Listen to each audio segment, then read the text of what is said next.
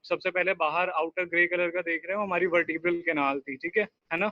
Vertebral canal के अंदर spinal cord रखी हुई है, लेकिन वो बहुत अंदर जाके है। स्पाइनल कॉर्ड के बाद बहुत सारी चीजें हैं। सबसे पहले अगर हम बाहर से बोन की तरफ से स्पाइनल कॉर्ड पे आए तो कौन कौन से स्पेसेस थे? सबसे पहले एपिड्यूरल स्पेस था, जो ग्रीन लाइन ड्यूरा के ऊपर है, ठीक है। ड्यूरा के जो नीचे स्पेस था वो था सबड्यूरल स्पेस। उसके बाद में एरेक्नॉइड मैटर आ जाता है। उसके बाद में जो रेड रेड दिख रहा है पाया मैटर आ जाता है। फिर हमारा ऑर्गन यानी कि हमारी स्पाइनल कॉर्ड आ जाती है। स्पाइनल कॉर्ड का मैंने बताया था, ब्रेन में जो बाहर का पोर्शन होता है कॉर्टेक्स, उसमें ग्रे मैटर होता है और अंदर व्हाइट मैटर होता है। स्पाइनल कॉर्ड में उल्टा होता है, इसमें जो बटरफ्लाई अंदर दिख रही है इसमें ग्रे मैटर है और बाहर व्हाइट मैटर है, राइट, ठीक है। उसके बाद में इस डायग्राम से आज हमें स्टार्ट करना है, क्योंकि ये डायग्राम हमें प्रोसीड करेगा एएनएस की तरफ, ठीक है। एएनएस की तरफ हमें इस डायग्राम से प्रोसीड करना है, क्योंकि एएनएस समझ में आ गया तो बाकी सारी फिजियोलॉजी वगैरह सब क्लियर हो ही जाएगी हमारी, ठीक है। तो इसमें मैंने जो चीजें बताई थी, आप ये चीज देखोगे कि जो हमारी स्पाइनल कॉर्ड है, ठीक है ना। मैं अपनी स्क्रीन पे ही आ जाता हूँ। आपने ये मेरी स्क्रीन एक बार देखना, जो हमने इसमें डिस्कस किया था, जो पूरा स्पाइनल कॉर्ड का पार्ट है, इसको हम हाफ में डिवाइड कर देते हैं। तो जो आगे दिख रहा है वो एंटीरियर पोर्शन था, तो पीछे था पोस्टीरियर, ठीक है। पोस्टीरियर वाला हमारा सेंसरी था, डॉर्सल कॉलम यानी पोस्टीरियर कॉलम जो है स्पाइन का, वो सेंसरी है, यानी सेंसरी ट्रैक्ट्स वहां से जाती हैं, ठीक है। जो एंटीरियर पोर्शन है उसको हम क्या बोलते हैं? मोटर ट्रैक्ट्स आती हैं, तो मोटर कॉलम या एंटीरियर कॉलम भी बोल सकते हैं उसको, ठीक है। तो मैं वापस से स्क्रीन पर पीपीटी शेयर कर रहा हूँ। ये वाला डायग्राम हम देख रहे थे, ठीक है। अब इस डायग्राम में मैंने क्या चीज देखने के लिए बताई थी? सबसे पहले तो जो रेड लाइनिंग बनी हुई है स्पाइनल कॉर्ड के बाद, वो पाया मैटर था, ये सब आपने देख लिया था, ठीक है। कौन सा क्या था? हमने स्टार्ट क्या किया था, जो आगे से एंटीरियर पोर्शन जो दिख रहा है, जहां पे लीगामेंटम डेंटिकुलेटम दिख रहा है ना, इससे आगे आगे जितना पोर्शन है, ठीक है। तो ये जो आपको सबसे पहली नर्व दिख रही है स्क्रीन पे, ठीक है ना। एक सेकेंड ना।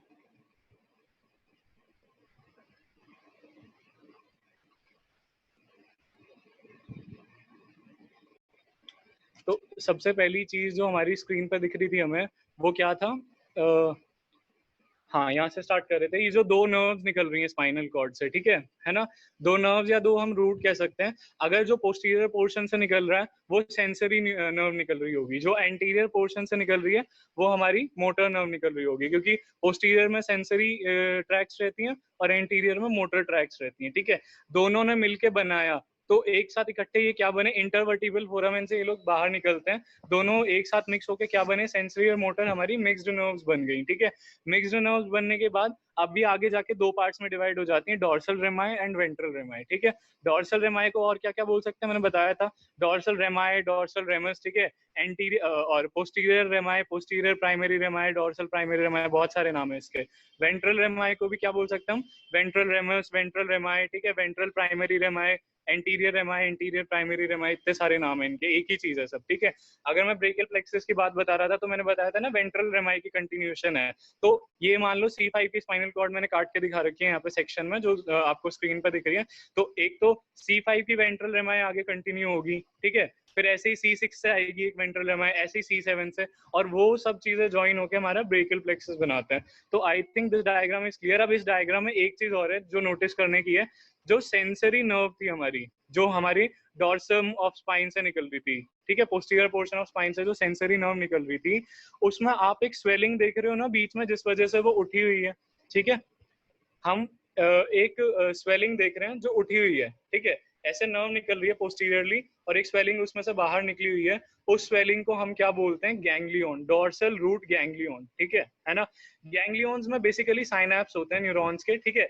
और जरूरी नहीं है हर न्यूरॉन का वहां पे साइनैप्स हो, लेकिन जो मेन न्यूरॉन है ना उस गैंग्लियन के, उनका साइनैप्स जरूर होता है। जैसे कि डॉर्सल रूट गैंग्लियन है, ठीक है, तो वहां पे सेंसरी न्यूरॉन्स का पक्का साइनैप्स मिलेगा ही मिलेगा, ठीक है। तो ये जो स्वेलिंग है इसको हम क्या बोलते हैं? डॉर्सल रूट गैंग्लियन, ठीक है। डॉर्सल रूट गैंग्लियन भी क्लियर है, ठीक है। अब वेंट्रल रेमाई भी क्लियर है। अब मैं नेक्स्ट स्लाइड पे चलता हूँ। सेम चीज है, सेम डायग्राम है, ठीक है ना। वही दिखा रखा है, कोई भी स्पाइनल कॉर्ड ऐसी इन्होंने दिखा दी, ठीक है ना। स्पाइनल कॉर्ड ये T1 से L3 तक की लिख रखी है ना, तो इसमें थोड़ी सी चीज चेंज हो जाती है, बटरफ्लाई शेप थोड़ी चेंज हो जाती है, ठीक है ना। तो इसके हम बाद में डिस्कस करेंगे जब हम स्पाइनल कॉर्ड के स्ट्रक्चर पढ़ेंगे ना वहां पे। तब अभी फिलहाल वही देखना। आगे से वेंट्रल आगे से मोटर न्यूरॉन निकल रही है, जिसमें मोटर फाइबर्स लिखा हुआ है, दिख रहा है स्क्रीन पर? मोटर फाइबर्स लिखा हुआ है, ये मोटर न्यूरॉन है, ठीक है। पोस्टीरियरली जहां डॉर्सल रूट गैंग्लियन लिखा हुआ है, ये सेंसरी न्यूरॉन है। दोनों ने मिलकर कंबाइंडली, मैं डायग्राम को आगे कर रहा हूँ, कंबाइंडली इन दोनों ने क्या बनाई, मिक्स्ड नर्व बना ली, ठीक है ना। मिक्स्ड नर्व बनाने के बाद मैंने बताया था ना, अब इनको ध्यान से फॉलो करते जाना। Red colour is for motor fibres and blue colour is for sensory fibres, ठीक है ना। तो जो वेंट्रल रेमाई और डॉर्सल रेमाई बनते हैं वो बन रहे हैं, ठीक है। देख ही रहा होगा कोर्स में, वेंट्रल रेमाई आगे की तरफ जा रहा है, जो येलो पार्ट है ये बना हुआ इसकी तरफ जा रहा है, और डॉर्सल रेमाई जो है वो काफी आगे तक कंटिन्यू कर रहा है, जो ग्रेइश से कलर का आपको या ब्लू कलर का दिख रहा होगा, ठीक है, वही है। अब इनमें होता क्या है, ठीक है। अब गैंग्लियंस के बारे में आपने पढ़ा होगा, कोई सिंपैथेटिक चेन नाम की चीज है, कोई सिंपैथेटिक ट्रंक नाम की चीज है। पहली बात तो दोनों चीजें एक ही हैं, ठीक है, दोनों की दोनों चीजें एक ही हैं, सिंपैथेटिक ट्रंक और सिंपैथेटिक गैंग्लियन, ठीक है। Can you see me on the screen properly? Please raise hand. Okay okay okay, ठीक है। तो मैं क्या कह रहा था कि जो सेंसरी, जो सिंपैथेटिक चेन है, ठीक है। अच्छा, सबसे अच्छी बात क्या है, हम इसको किस चैप्टर में पढ़ते हैं? हम इसको पढ़ते हैं पैरावर्टिब्रल चैप्टर में। उसका रीजन क्या है? क्योंकि ये वर्टिब्रल कॉलम जो है उसके पैरेलल होती हैं, ठीक है, उसके साथ साथ होती हैं, ठीक है। अब पैरेलल होने से सिग्निफिकेंस हमें यहाँ पे क्या समझ में आ रही है, ठीक है। अब हम वर्टिब्रल कॉलम के पैरेलल में और स्ट्रक्चर देखें। अगर ये हमारी वर्टिब्रल कैनाल है, ठीक है, और इसके अंदर हमारी स्पाइनल कॉर्ड गई हुई है, ठीक है, वर्टिब्रल कैनाल के अंदर स्पाइनल कॉर्ड गई हुई है, ठीक है। तो जो भी स्पाइनल कॉर्ड से स्ट्रक्चर्स बाहर निकल रहे हैं वही तो पैरावर्टिब्रल कॉलम के स्ट्रक्चर्स बनाएंगे, ठीक है। तो पैरावर्टिब्रल कॉलम में एक सिंपैथेटिक चेन रहती है, ऐसे ऐसे गोल गोल, जैसे चोटी सी बनी हुई हो, ऐसे ऐसे, ठीक है ना। ये सिंपैथेटिक चेन रहती है, ठीक है। तो वो सिंपैथेटिक चेन बनती कैसे और यूनाइट कैसे होती है, हमें वो देखना है, ठीक है। So let's go to screen. यहाँ पे हम देख रहे हैं कि जो वेंट्रल रेमाए था, प्लीज ध्यान रखना कौन सा वेंट्रल है कौन सा डॉर्सल है। जो रेडिश रेडिश जहां तक दिख रहा है वो सारा वेंट्रल है, जो ब्लूइश दिख रहा है वो डॉर्सल है, ठीक है। तो जो ये येलो की तरफ आते हुए, येलो क्या है, हमारी सिंपैथेटिक चेन है, सिंपैथेटिक गैंग्लियंस यहाँ पे बनेंगे। देखो, चेन हम कब बोलेंगे, जब ये सारे आपस में यूनाइटेड है, ठीक है। लेकिन ये जो येलो चीज आपको दिख रही है, ये बीच में से स्वेल्ड अप है बहुत ज्यादा, ठीक है, ओवल शेप में या गोलाई में पूरी स्वेल्ड अप है, ठीक है।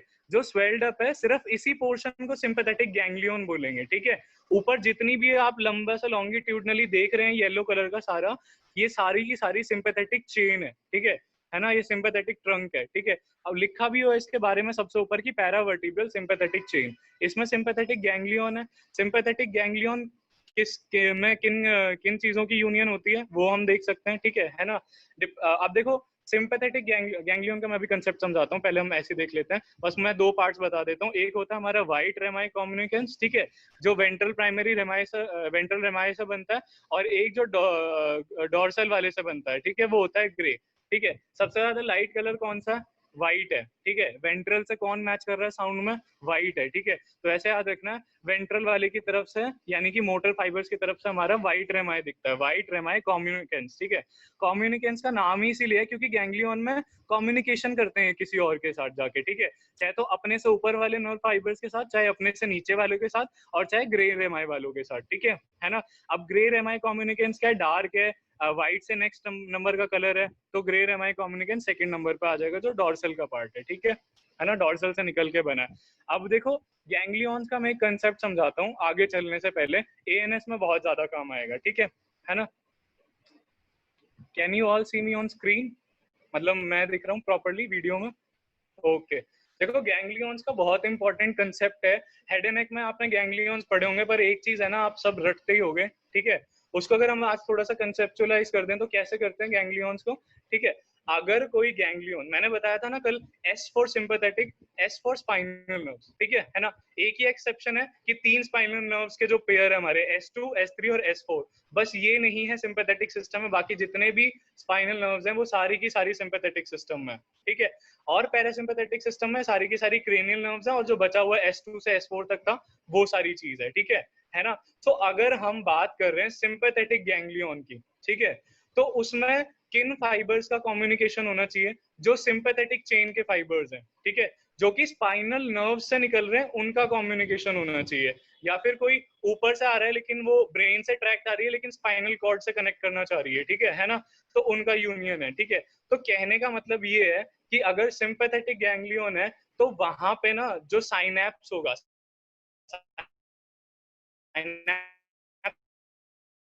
पता है ना आपको, दो न्यूरॉन्स के बीच में होता है साइनाप्स। वैसे पता ही है, एक न्यूरॉन की नर्व एंडिंग और दूसरे के डेंड्राइट से साइनैप्स बनता है, ठीक है। तो ये जो साइनैप्स है, यहाँ पे देखो साइनैप्स कहाँ होता है, मोस्टली गैंग्लियंस में होता है साइनैप्स, ठीक है ना। और तीन तरीके, अच्छा साइनैप्स का भी मैं कंसेप्ट बता देता हूँ। हमारी बॉडी में जो नर्व एंडिंग्स होती हैं, हमारे जो नर्व्स एंड होती हैं, ठीक है, वो तीन तरीके से एंड होती है हमारी बॉडी में, टर्मिनेट होती है, ठीक है। अगर तो नर्व किसी मसल के साथ यानी मोटर एंड प्लेट पे एंड हुई है, ठीक है, तो हम उसको क्या बोलते हैं, neuromuscular junction. Get the difference between these three कि न्यूरोमस्कुलर जंक्शन क्या होता है, जब हमारी जो नर्व एंडिंग है जब वो किसी मसल फाइबर के साथ यूनाइटेड है, दैट इज न्यूरोमस्कुलर जंक्शन, ठीक है। जब वो किसी न्यूरॉन के दूसरे न्यूरॉन के डेंड्राइट के साथ कनेक्टेड है तो वो साइनैप्स है, ठीक है। और जब वो फ्री है, किसी के भी साथ कनेक्टेड नहीं है, तो दैट इज अ रिसेप्टर, जिसका नाम है फ्री सेंसरी नर्व एंडिंग्स, ठीक है। फ्री नर्व एंडिंग्स या फ्री सेंसरी नर्व एंडिंग्स कुछ भी बोल सकते हैं, ठीक है। तो ये तीन चीज याद रखने की, एक नर्व एंडिंग तीन ही पोर्शन में हो सकती है। अब हम साइनैप्स पे आ जाते हैं। साइनैप्स में इंपॉर्टेंट क्या है कि गैंग्लियंस के अंदर साइनैप्स होता है, तो किस न्यूरॉन का होगा, ठीक है। अगर सिंपैथेटिक गैंग्लियन है तो सिर्फ सिंपैथेटिक वाले उसमें आके क्या करेंगे, साइनैप्स करेंगे या फिर ज्वाइन करेंगे, एक दूसरे को कम्युनिकेट करेंगे, ठीक है। पैरासिम्पैथेटिक के वहां से नहीं निकलेंगे, वो डायरेक्टली पास आउट हो जाएंगे। एक एग्जांपल दूं, हमारे ब्रेन में अगर आपने थोड़ा सा एडेना खुद से पढ़ लिया हो तो सीलियरी गैंग्लियन था, ओटिक गैंग्लियन वगैरह बहुत सारी चीजें थी। गैंग्लियन में लिखा हुआ है, हर गैंग्लियन को हम तीन हेडिंग में डिस्क्राइब करते हैं, सिंपैथेटिक रूट, पैरासिम्पैथेटिक रूट और एक्स्ट्रा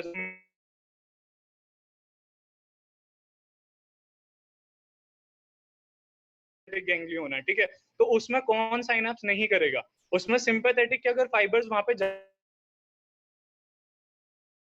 आउट हो जाएंगे। आज सीलियरी गैंग्लियन खोल के पढ़ना, उसमें ये लिखा होगा sympathetic fibres do not communicate with any other fibres और do not synapse with any other fibre and directly passes away. वो वहां साइनैप्स नहीं करेंगे, वो वहां से गैंग्लियन से निकलेंगे भी तो भी साइनैप्स नहीं करेंगे, ठीक है, वो पास आउट हो जाएंगे, ठीक है। लेकिन पैरासिम्पैथेटिक के जरूर वहां पे साइनैप्स कर रहे होंगे आके, ठीक है। सिमिलरली सिंपैथेटिक गैंग्लियंस में वहां पे पैरासिम्पैथेटिक वाले साइनैप्स नहीं करेंगे आके, ठीक है। अब दूसरी चीज क्या है कि हाँ, गैंग्लियंस का हमने कर लिया, ठीक है। गैंग्लियन स्वेल्ड अप क्यों है, उसका रीजन पता होना चाहिए, ठीक है। ऑब्वियस सी बात है, एक न्यूरॉन की तो न्यूरॉन का सेल बॉडी वाला पार्ट ही सबसे मतलब थिकेस्ट होता है, ठीक है ना। तो उसको स्पेस ज्यादा चाहिए ना, जब बहुत सारे ऐसे सेल बॉडीज एक जगह इकट्ठी हो जाएंगी तो स्पेस ज्यादा चाहिए। अब ये 4 एक्सॉन है, इनको स्पेस कम चाहिए, इनके बराबर एक सेल बॉडी है, ठीक है, तो इसको स्पेस ज्यादा चाहिए, ठीक है। तो साइनैप्स भी ऐसे ही हो रहा है नर्व एंडिंग का इनके साथ। तो गैंग्लियंस हमेशा स्वेल्ड अप मिलेंगे, ठीक है। पैरासिम्पैथेटिक में सिंपैथेटिक के फाइबर रिले नहीं करेंगे और सिंपैथेटिक में पैरासिम्पैथेटिक के रिले नहीं करेंगे, ठीक है। अब एएनएस स्टार्ट करते हैं।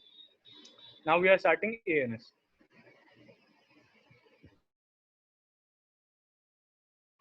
तो ये एक सिंपल सा कंसेप्ट था जो मैं आपको समझाना चाह रहा था। अब देख लो, कोई भी इसमें दिक्कत नहीं है। रिवीजन के लिए मैंने ये वाली डाली है, फटाफट से लुक ले लो उसको, ठीक है। स्पाइन थी हमारी, ठीक है, ventral root, dorsal root, ventral में मोटर, डोर्सल में सेंसरी, दोनों ने आगे जाके मिक्स नर्व बनाई। मिक्स नर्व बनाने के बाद भी वो फर्दर डिवाइड हुए, एक तो एंटीरियर एमआई में हुआ, एक पोस्टीरियर एमआई में हुआ, ठीक है। उसके बाद में एंटीरियर वाले से क्या निकलेगा, व्हाइट रेमाई कम्युनिकेंस, पोस्टीरियर वाले से ग्रे रेमाई, ठीक है ना। उसके बाद में दोनों जाके सिंपल, अगर फाइबर्स को यूनाइट करना होगा तो गैंग्लियंस में जाके यूनाइट करेंगे, ठीक है ना। और अगर वो यूनाइट नहीं कर रहे और देखो फ्रीली जैसे एंड हो रहे हैं, तो यहाँ पे आपको दिखा रखा है ना सेंसरी एंडिंग्स गट के डायग्राम में, ठीक है ना। डायरेक्टली एक रिसेप्टर की तरह काम करे, गट में स्ट्रेच रिसेप्टर्स होते हैं ना, वो सेंसरी एंडिंग्स ही होती हैं, ठीक है। और उसके बाद में ये पेरिफेरल गैंग्लियन वगैरह का कंसेप्ट अभी एएनएस के साथ करेंगे, मैं इसको नहीं बता रहा, ठीक है। अभी जैसे ही डायग्राम आएगा उसके साथ करेंगे हम, ठीक है। और व्हाइट रेमाई कम्युनिकेंस आपको समझ आ गया, ग्रे आ गया होगा, ठीक है। सिंपैथेटिक चेन कौन से कहाँ रिले करेंगे कहाँ नहीं करेंगे वो चीज समझनी जरूरी है। अच्छा, अब इसी डायग्राम से हम एएनएस की तरफ प्रोसीड करते हैं, ठीक है। एएनएस का देखो मैं दिखा दूं, एक बड़ा लंबा चौड़ा डायग्राम है ना। देखने से ये ऐसा लगता है कि जैसे बहुत ज्यादा टफ हो, पता नहीं इसमें क्या ताम झाम है। बहुत सिंपल सा है ये, अगर इसके बेसिक्स पहले हमें पता हो तो, ठीक है।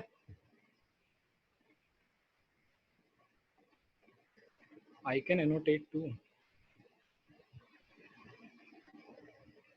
अच्छा, देख रहे हो, सबको स्क्रीन दिख रही है। मैं थोड़ा सा डायग्राम बड़ा कर लूँ एक बार। अब ये चीज देखो आप, ठीक है। ये हमारा व्हाइट रेमाई कम्युनिकेंस हो गया, यहाँ पे हमारा ग्रे रेमाई कम्युनिकेंस हो गया।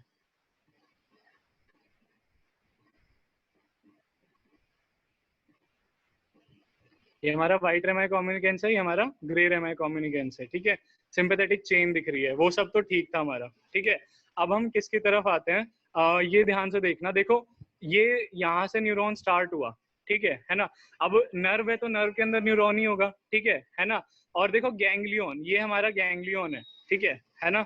एक सेकेंड, ये वाला जो है हमारा गैंग्लियन है, ठीक है।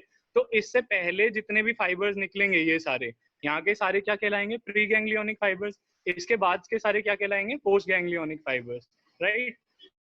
प्री गैंग्लियोनिक और post ganglionic fibres. Who is doing annotation other than me? देखो ये क्लासेस ना सिर्फ पढ़ने वालों के लिए है, ठीक है, सो प्लीज डोंट एनोटेट।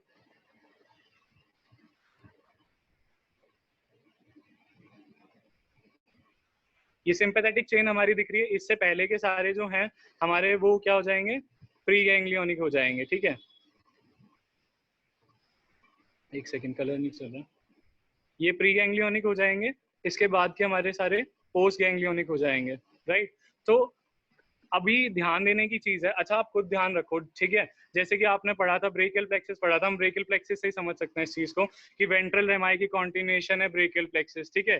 तो यानी कि पोस्ट गैंग्लियोनिक फाइबर्स तो पता नहीं कहाँ तक चले जाते हैं, ठीक है ना, ट्रेवल करके। लेकिन प्री गैंग्लियोनिक सिर्फ वही है ना, गैंग्लियन के स्टार्ट, मतलब स्पाइनल कॉर्ड से स्टार्ट हुए और सिर्फ हमारे गैंग्लियन तक ही है। समझ में आई बात, ठीक है।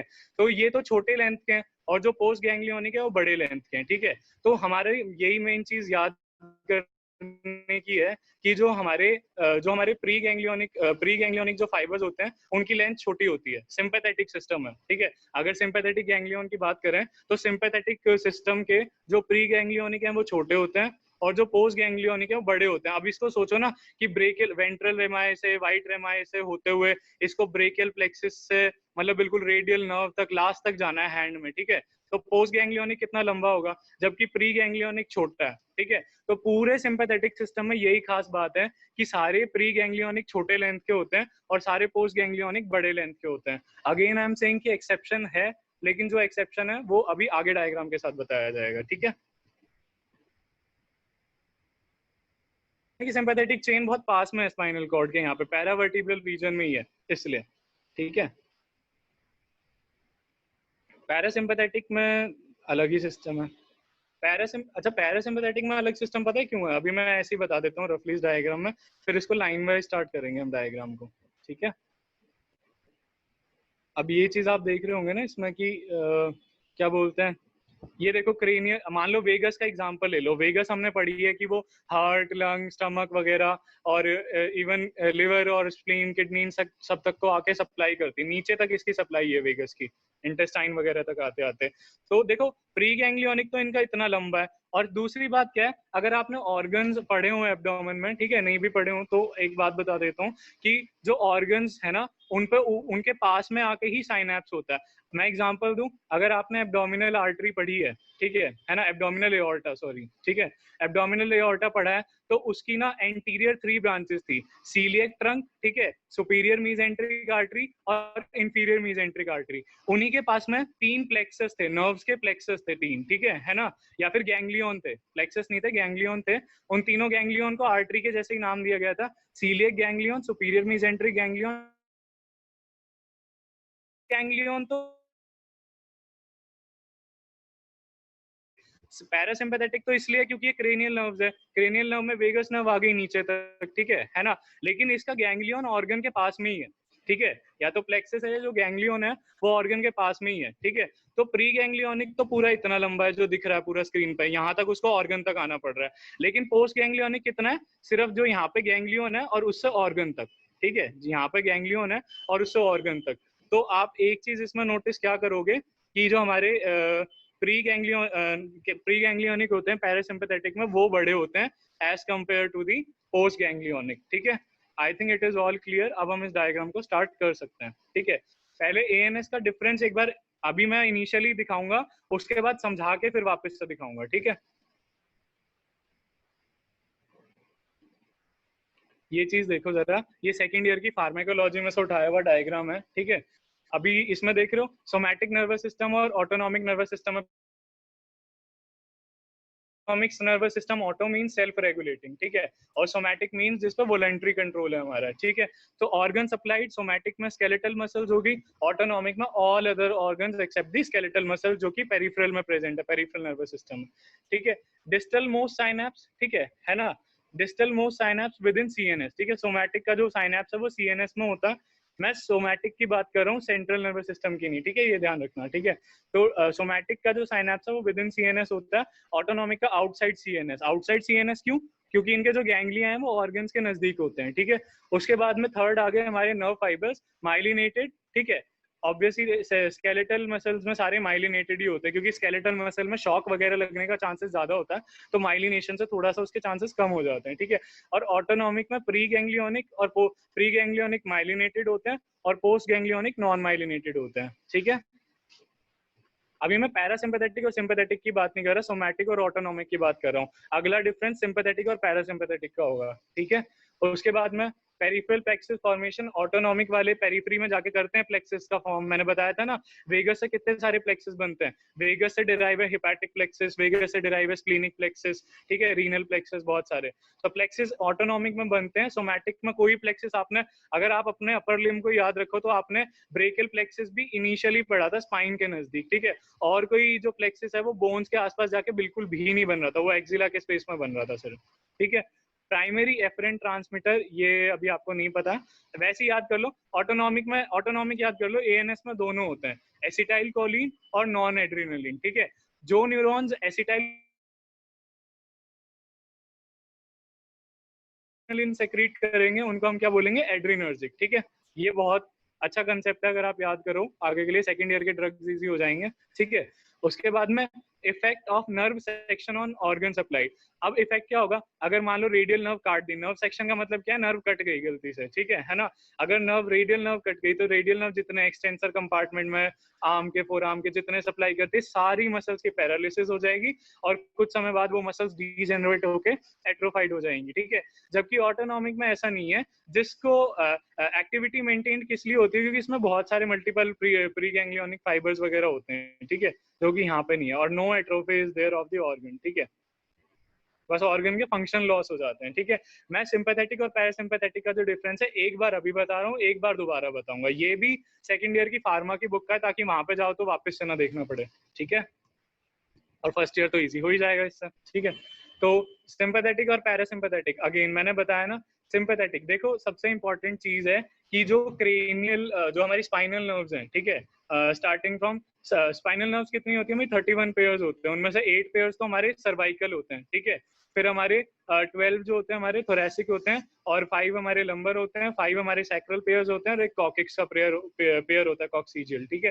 तो सिंपैथेटिक सिस्टम का जो ओरिजिन है, ठीक है, सबसे इंपॉर्टेंट चीज है कि ऑटोनॉमिक नर्वस सिस्टम जो है वो सर्वाइकल रीजन में ऑपरेट नहीं होता, ठीक है।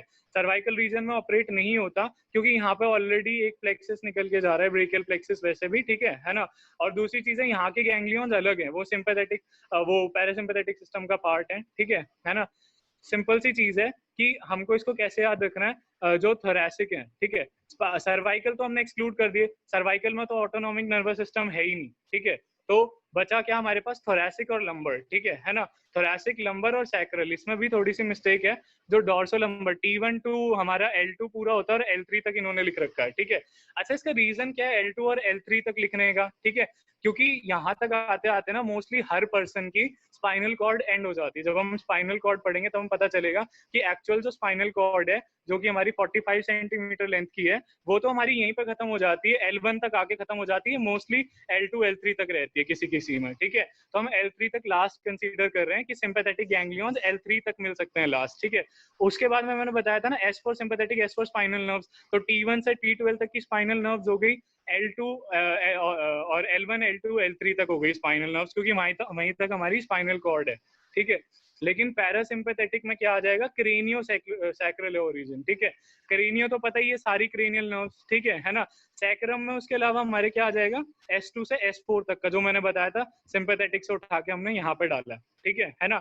और क्रेनियो सैक्रल में भी मोस्टली जो हमारी यूजफुल है ना, जो गैंग्लियंस वगैरह बनाती हैं, तो हमने उनको ही स्पेसिफाई कर दिया था। हम सारी क्रेनियल नर्व्स का भी नाम नहीं लिख रहे। जैसे कि हमारी थर्ड है ऑक्यूलोमोटर नर्व, वो हो जाती है। सेवेंथ है फेशियल नर्व, ग्लॉसोफेरेंजियल नर्व, और उसके बाद में 10th है हमारी वेगस नर्व। ठीक है, वेगस का तो आप सभी को पता है, एब्डोमेन में इसके कितने गैंग्लियंस या प्लेक्सस हैं। ठीक है, 9th नर्व जो ग्लॉसोफेरेंजियल नर्व है, उसके बाद जो 7th है हमारी नर्व। ठीक है, 7th नर्व के प्लेक्सस बहुत सारे हैं। ठीक है, फेशियल नर्व आपको पता हो तो फेशियल नर्व से ही सब मैंडिबुलर ग्लैंड, सबलिंगुअल ग्लैंड की सप्लाई है ना। तो उसके जो गैंग्लियंस बनते हैं, सब मैंडिबुलर और सबलिंगुअल गैंग्लियन, वो यही तो है पैरासिम्पैथेटिक के गैंग्लियंस। ठीक है ना। उसके अलावा जो थर्ड है हमारा, ठीक है, थर्ड ऑक्यूलोमोटर नर्व से कौन सा सबसे इंपॉर्टेंट गैंग्लियन जो बनता है हमारा, सीलियरी गैंग्लियन बनता। ठीक है, ये हो जाएगा। अब इसके बाद में डिस्ट्रीब्यूशन। ठीक है, सिंपैथेटिक सिस्टम ऑब्वियसली बात है, नीचे most of the body part में हमारी स्पाइन ही है। ठीक है, तो इस head, neck and maximum to the trunk. ठीक है ना, ट्रंक रीजन में। उसके बाद में गैंग्लिया जो है, मैंने बताया था ना, ganglia away from the organ supply. जिन ऑर्गन को ये सप्लाई कर रहे हैं, अगर अपर लिम में हैंड को सप्लाई कर रहे हैं, तो हैंड से बहुत दूर है इनका गैंग्लिया क्योंकि वर्टिब्रल कॉलम के पास है, तो सप्लाई वाले एरिया से तो बहुत ही दूर है। ठीक है, on the other hand parasympathetic के जो है close to the organ supply, या तो ऑर्गन पे ही है, तो ऑर्गन पे ही है, या फिर बाद में प्री और पोस्ट गैंग्लियोनिक का जो रेशियो मैंने बताया था। ठीक है, रेशियो 100 हो। ठीक है, कहने का मतलब है प्री गैंग्लियोनिक फाइबर्स बहुत छोटे होते हैं और गैंग्लियोनिक फाइबर्स बड़े होते हैं। उसका रीजन भी मैंने बता ही दिया था। ठीक है, प्री गैंग्लियोनिक बहुत, गैंग्लियन तो बहुत नजदीक है ना स्पाइनल कॉर्ड के, तो प्री गैंग्लियोनिक छोटे ही होंगे, गैंग्लियोनिक पोस्ट गैंग्लियोनिक बड़े हैं। ठीक है, उसके बाद में हमारा पैरासिम्पैथेटिक में क्या है, इक्वल इक्वल रह सकते हैं। ठीक है, या फिर वही बात है कि 1:2, वो बहुत रेयर।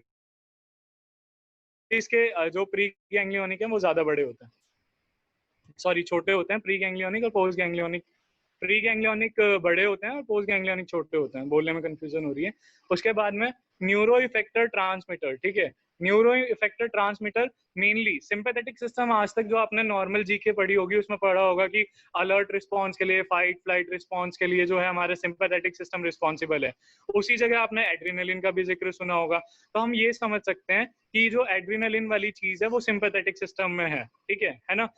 एड्रीनलिन तो कभी भी न्यूरोट्रांसमीटर नहीं होता, उसकी जगह एक्चुअली नॉर एड्रीनलिन जो उससे बनता है वो हमारा न्यूरोट्रांसमीटर होता है। ठीक है, तो जो हमारा न्यूरो इफेक्टर ट्रांसमीटर बोल सकते हैं, न्यूरोट्रांसमीटर बोल सकते हैं, साइनैप्स पर जो बैठे हुए होते हैं। ठीक है, वो हमारा सिंपैथेटिक में नॉन एड्रीनलिन है। ठीक है, नॉर एड्रीनलिन, और सिंपैथेटिक में क्या है, एसिटाइल कोलिन। अभी हमने पढ़ा था ना, ऑटोनॉमिक नर्वस सिस्टम में मेनली दो ही है, या तो एसिटाइल कोलिन है या फिर हमारा नॉन एड्रीनलिन है। ठीक है, तो वही चीजें लिखी हुई हैं। माइनरली तो देखो कोई भी चीज आ जाती है। ठीक है, मोस्टली एसीएच है, माइनर में आप लोग पढ़ लेना। पैरासिम्पैथेटिक में क्या है, वीआईपी है ना, वेजो एक्टिव इंटेस्टाइनल पेप्टाइड, इसको हार्मोन भी कंसीडर करते हैं हम। ठीक है, जीआईटी में एक में लास्ट में लिखा हुआ है।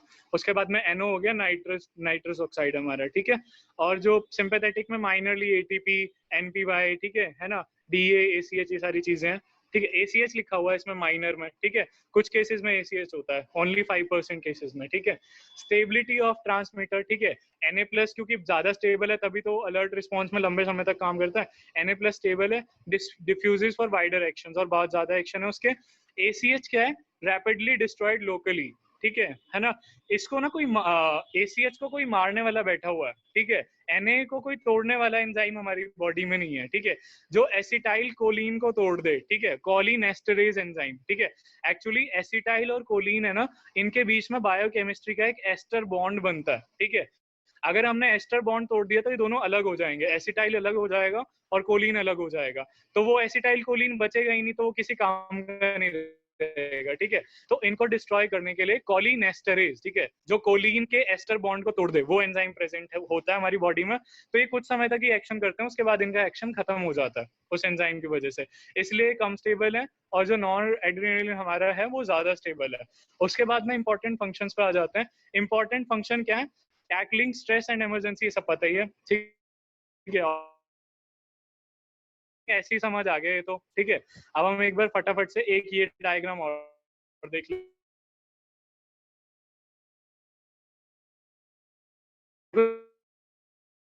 क्योंकि नेक्स्ट ईयर फार्मेकोलॉजी में आपको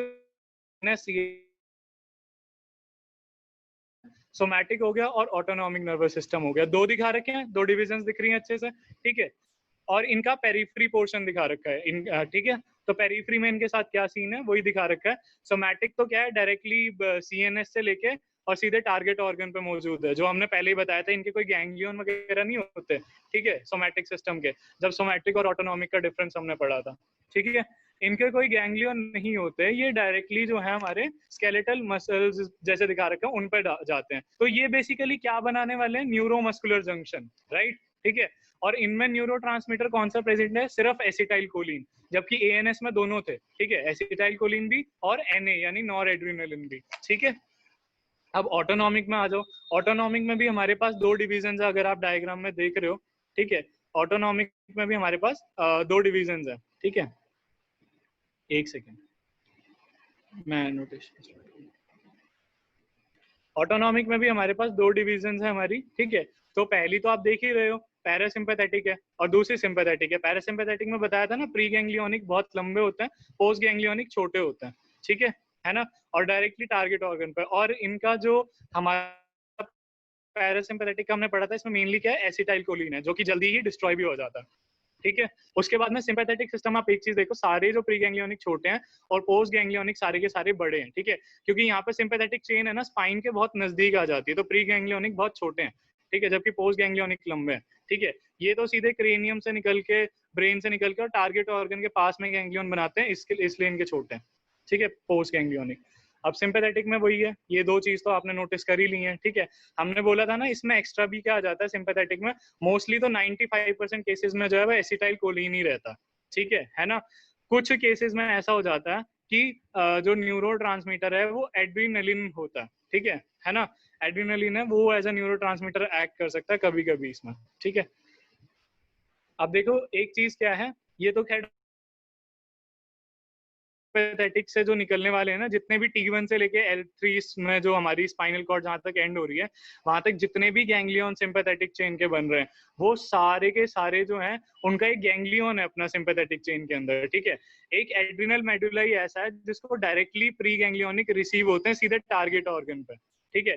एड्रिनल ग्लैंड जो हमारी है, एड्रिनल ग्लैंड, उसको डायरेक्टली प्री गैंग्लियोनिक ही सप्लाई कर रहे हैं। इसमें ना कोई पोस्ट गैंग्लियोनिक का कोई भी सीन ही नहीं है, ठीक है।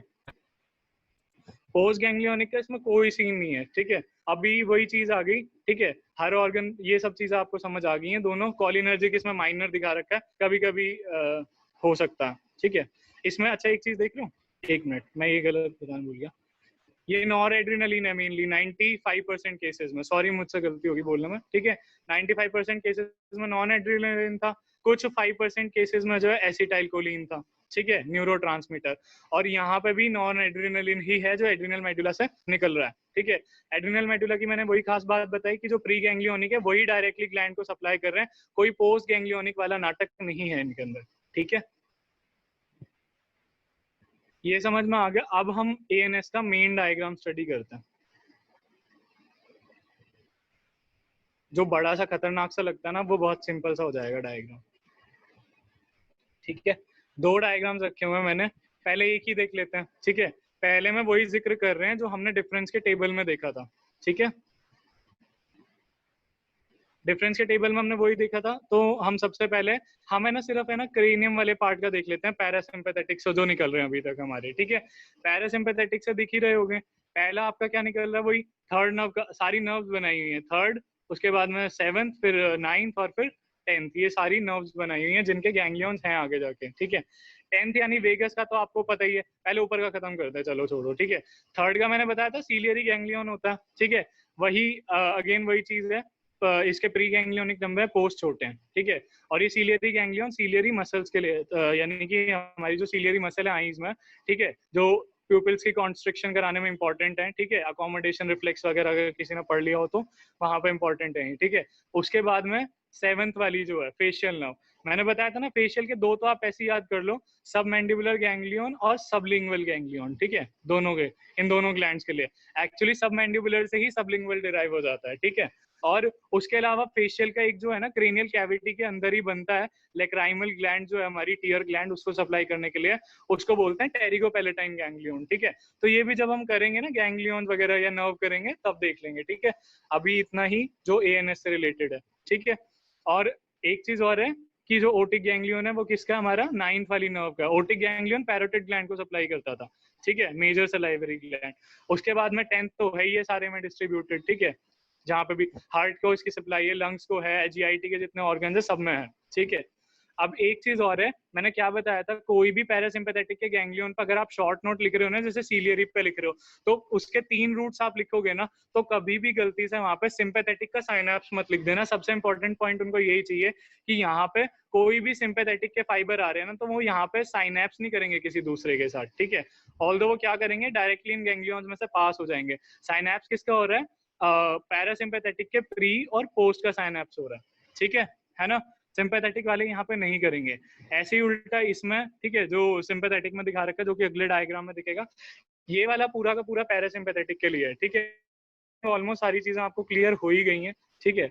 उसके अलावा ये वाला पोर्शन बताया था ना, स्पाइन का एक पोर्शन जो है S2, S3 और S4 वाला, जो स्पाइनल नर्व्स की कंजेशन से बनता है नीचे, ठीक है ना।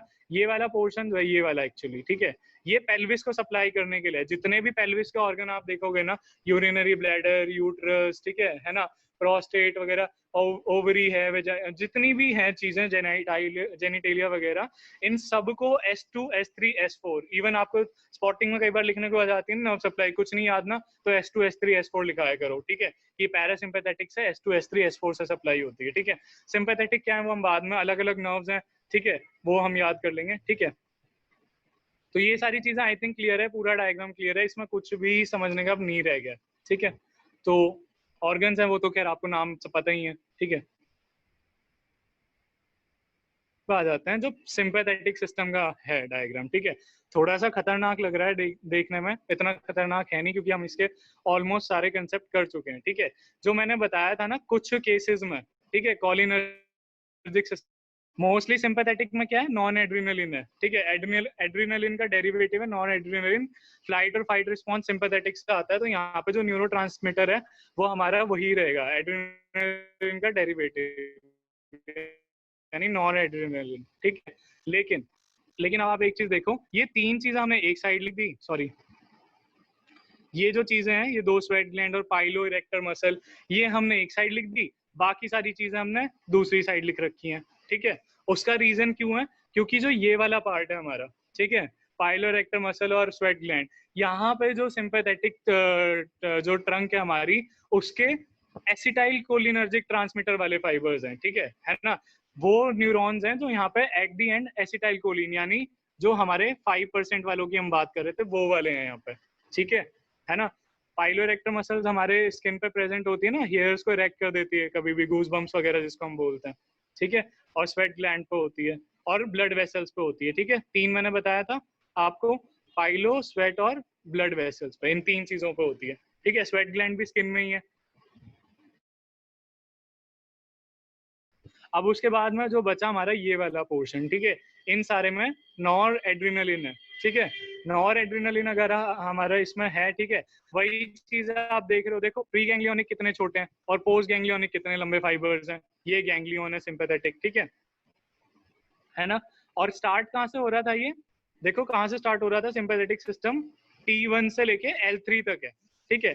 T1 से लेके L3 तक क्यों है, क्योंकि देखो C1 वगैरह में अगर जाना है ना, तो वो T1 से होके ही जा रहे हैं सारे के सारे, ठीक है। अगर किसी को सर्वाइकल नर्व्स में कुछ करना है छेड़छाड़, ठीक है, तो वो T1 से होके जा रहे हैं, ठीक है। इसीलिए हमारी जो इंजरी अगर स्पाइनल कॉर्ड की होती है ना, अगर वो T1 लेवल पे होती है तो वो सबसे खतरनाक होती है, ठीक है। इवन आपने हॉर्नर सिंड्रोम पढ़ा होगा, वो यहीं पे होता है, T1 सिंपैथेटिक ट्रंक पे, ठीक है। हम लोग उसको रट्टा मारते हैं, लेकिन इवन बीडीसी में भी T1 ट्रंक का ही डायग्राम दिया हुआ है जहाँ ब्रेकल प्लेक्सस स्टार्ट है ना। तो ये वही हमारा T1 ट्रंक है, ठीक है। और अगर यहाँ पे इंजरी होती है ना, तो सारा रिफ्लेक्स लॉस हो जाता है ना। जो हमारा पूरा स्पाइनल रिफ्लेक्स है ऊपर तक का, जो C1 के लिए ये जो जा रहे थे, ये सारे लॉस हो जाते हैं, ठीक है। T1 से नीचे इंजरी होती है ना, तो वो इंजरी जहां होगी ना, जैसे इस लेवल पे हुई है, तो ये लेवल मान लो इसको सप्लाई कर रहा था, तो सिर्फ इसी पे इफेक्ट आएगा। बाकी सब स्पेयर्ड रहेंगे, ठीक है ना।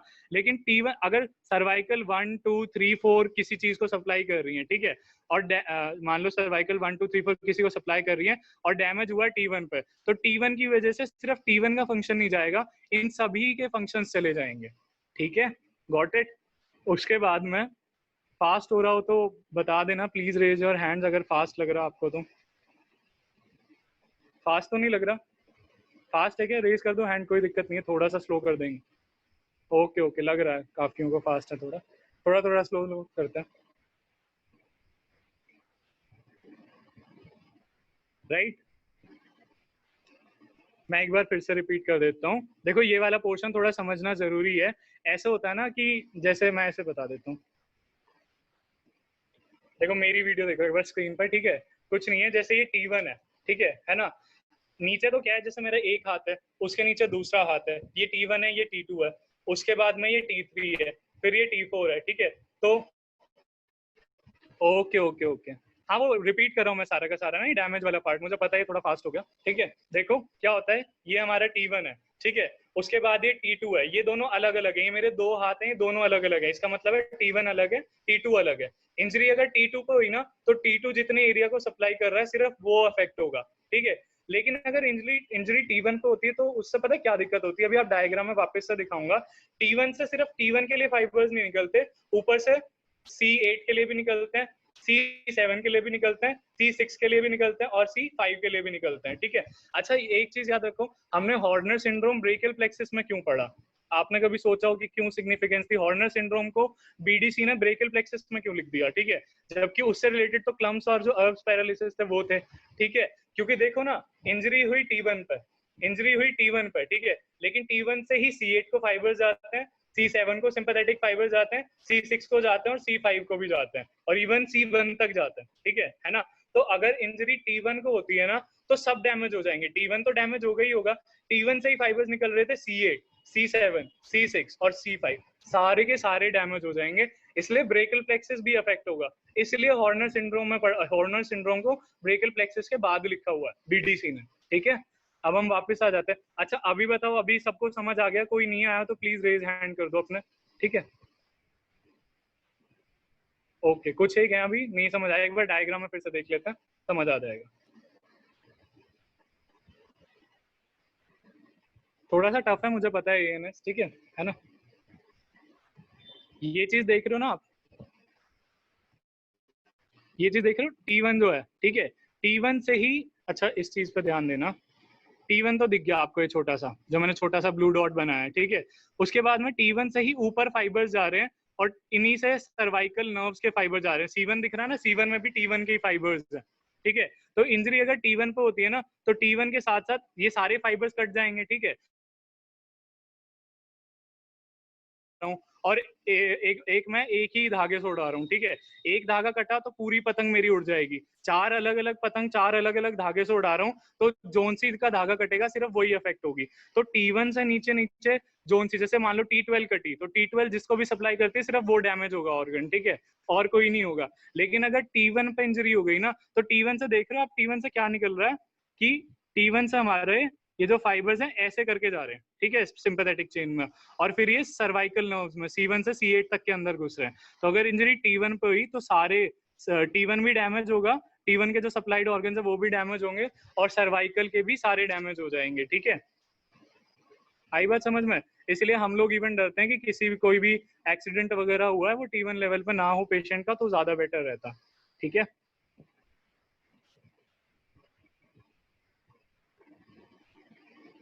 अच्छा ये हो गया है ना, आज इतना ही करेंगे, ठीक है। एएनएस हमारा पूरा कंप्लीट हो जाएगा, ठीक है। उसके बाद में अब हमारा आ गया जो पैरासिम्पैथेटिक के गैंग्लियंस है ना, देखो यहाँ पे भी आ रहे हैं अभी, ठीक है। सिंपैथेटिक के नहीं है, पैरासिम्पैथेटिक सिस्टम के गैंग्लियंस है हमारे, जैसे सीलियक गैंग्लियन है, वो लास्ट वाले डायग्राम में नहीं दिखा रखे थे इन्होंने, ठीक है ना। हमारे सीलियक गैंग्लियन हो गए, सुपीरियर मेसेंट्रिक हो गए, हाइपोगैस्ट्रिक गैंग्लियन हो गए, इंफीरियर मेसेंट्रिक और हाइपोगैस्ट्रिक गैंग्लियन, ये सारे हो गए, ठीक है। तो ये तो पैरासिम्पैथेटिक के हैं, ये वेगस नर्व से हो आके इधर उधर से आ रहे हैं, ठीक है ना। लेकिन सिंपैथेटिक वाले जो हम नोट करेंगे कौन कौन से हैं, सिंपैथेटिक की हमारी पूरी ये सिंपैथेटिक चेन है, इसी के अंदर है सिर्फ इसके गैंग्लियन, और कहीं भी नहीं है, ठीक है। और बस इनसे जो डायरेक्टली सप्लाइड ऑर्गन्स हैं उनको जाते हैं। जैसे लंग आपने पढ़ा होगा तो लंग में दोनों सप्लाई होती है, सिंपैथेटिक भी और पैरासिम्पैथेटिक भी, ठीक है। हार्ट पढ़ा होगा, हार्ट में दोनों सप्लाई होती है, सिंपैथेटिक और पैरासिम्पैथेटिक, और वहां पे हम लेवल्स याद करते हैं, ठीक है, कि इस सिंपैथेटिक चेन में से अगर लंग है तो लंग को कौन से टी की हो रही है क्या, ठीक है, हार्ट है तो उसको T4 से T5 की हो रही है क्या, ये सारी चीजें हमें लर्न करनी होती है वहां पे। है, देखो अभी टाइम है और इससे आगे मैं नहीं करा रहा, ठीक है ना। तो आप एक बार रेज हैंड कर दो कि अभी भी किसी को नहीं समझ आया, तो एक बार और रिपीट कर देंगे फटाफट से दोनों गैंग्लियंस का, ठीक है। ओके, मैं रिपीट कर देता हूँ एक बार फिर से, ठीक है। क्वेश्चन क्या आएगा, बुक अभी ये सुन लो पहले तो, ठीक है। क्वेश्चन देखो, तीन चार क्वेश्चन है ईएनएस में, बिल्कुल फिक्स्ड है, ठीक है। सबसे पहले तो मोस्ट फेवरेट है, आपसे सिंपैथेटिक और पैरासिम्पैथेटिक का डिफरेंस पूछेंगे, आपसे सोमैटिक और एएनएस का डिफरेंस पूछ सकते हैं, सब 5-5 नंबर के क्वेश्चन हैं, ठीक है। उसके बाद में हॉर्नर सिंड्रोम आपसे पूछ सकते हैं, ठीक है। एक जो हमारे यूनिवर्सिटी के पेपर में एक बार क्वेश्चन आया था कि जो हमारे right a short note on the parasympathetic ganglions of autonomic nervous system. तो आप शॉर्ट नोट आराम से निकलोगे, उन गैंग्लियंस को एक्सप्लेन नहीं करना आपको, ठीक है। सिर्फ उनके नाम लिखने हैं, वो कहाँ से बने हैं, किस नर्व से बने हैं, जो अभी आपने डायग्राम में देखा, 3rd 7th 9th और 10th, ठीक है। एक बार आपको खुद से ही लर्न करना पड़ेगा, ठीक है ना। सिर्फ उतने लिखने थे। और जो एब्डोमेन में बने थे पैरासिम्पैथेटिक गैंग्लियंस, बच्चे एब्डोमेन के भूल ही जाते हैं, ठीक है, जो कि हमारे सीलियक था, एब्डोमिनल एओर्टा की ब्रांचेस जानते तो वो याद हो जाएगा अपना, ठीक है। सीलियक गैंग्लियन था, सुपीरियर मेसेंट्रिक था, इंफीरियर मेसेंट्रिक था, और हमारे हाइपोगैस्ट्रिक क्वाड्रेंट यानी पेल्विस के लिए हाइपोगैस्ट्रिक प्लेक्सस या गैंग्लियन था, ठीक है। इतने में आपका शॉर्ट नोट है ना। फिजियो में कुछ नहीं होता, फिजियो में आपने टू द कंटेंट आंसर लिखा है ना, आप नाम भी लिख देते हो ना, लेकिन वो कंटेंट सही है आपका, ठीक है। तो उस पर ये नहीं है कि आपने 5 शब्द लिखे तो आपको 5 नंबर कौन देगा, इतना बड़ा पेज लिखना, कुछ पेज नहीं लिखना, ठीक है। सिर्फ मोटी मोटी चीज का नाम लिखना और डायग्राम से शो। या फिर जो नहीं आया लेकिन आ सकता है, वो क्या हो सकता है कि सिंपैथेटिक सिस्टम कैसा है उसके बारे में एक्सप्लेन कर दो, ठीक है। एक बार फटाफट से रिपीट कर लें इसको, ठीक है, दोनों को। हमारे ये क्या था, पैरासिम्पैथेटिक दिख रहा है इसमें सारा का सारा, ठीक है। मैं एनोटेशन स्टार्ट कर लेता हूँ। पैरासिम्पैथेटिक दिख रहा है इसमें हमारा सारा का सारा। 3rd से सीलियक था, ये सारा आपको समझ आ गया था, ठीक है, आई थिंक, है ना। कंफ्यूजन तो सबको हो रही थी। और इसके अलावा भी दिख रहे थे ना, जो इसको हार्ट को जा रहे हैं और इधर एब्डोमेन को जा रहे हैं, तो वो उन्होंने अगले डायग्राम में दिखा रखे हैं। ये सीलियक है, ये सुपीरियर मीजेंट्रिक वाला है, ठीक है। ये वाला इंफीरियर मीजेंट्रिक का गैंग्लियन है, ये वाला, एक मिनट, ये इंफीरियर मीजेंट्रिक है, ये सुपीरियर मीजेंट्रिक है, ये सीलियक गैंग्लियन का पार्ट है, ये हाइपोगैस्ट्रिक प्लेक्सस के हैं, ठीक है। वो अगले डायग्राम में दिखा रखे हैं, इसी में चलते हैं, है ना। अब इसमें क्या देख रहे हो, सिंपैथेटिक चेन के सारे देख रहे हो। लर्न करने की सिर्फ इसमें एक ही चीज है आपके पास कि एक तो 3 स्पेशल ग्रुप्स कौन से सिंपैथेटिक में, जिसमें नॉन एड्रेनलिन की जगह एसिटाइलकोलिन न्यूरोरिसेप्टर होता है, पाइलोरेक्टर, स्वेट ग्लैंड और ब्लड वेसल। प्लीज ये मार्क कर लेना, क्योंकि पीजी में चौथा ऑप्शन वही आएगा जो इन चारों में से नहीं होगा, ठीक है। उसके बाद में हमारा T1 की सिर्फ खास बात थी,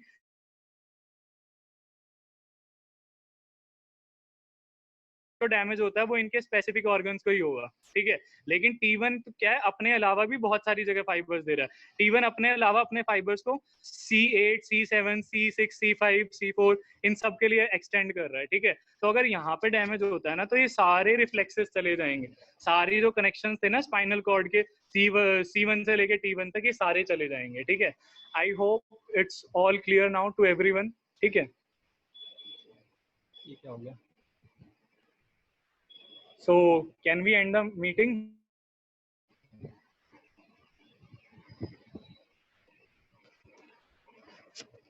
So should I end the meeting? Okay, thank you everyone for being patient and attending. Okay, bye. Host Shubham, meeting को end कर दो सबके लिए.